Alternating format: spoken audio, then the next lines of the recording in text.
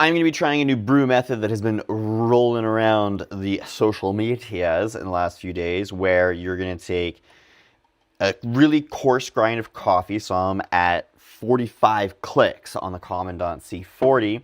You do 20 grams of coffee, and you're going to do like a really slow, like a lot of really little pours. Let's give it a try and see how it works.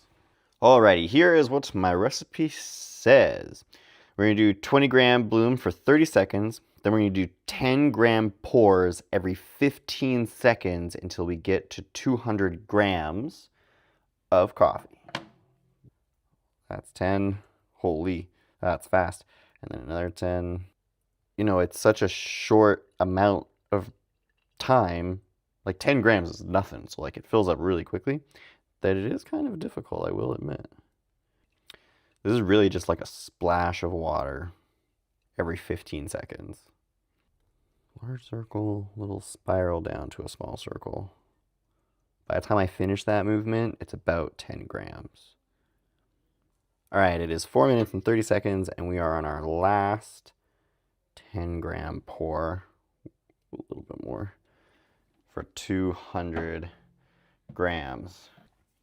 All right, and then this particular recipe calls for a 85-gram bypass, which essentially you just fill up directly 85 grams of hot water.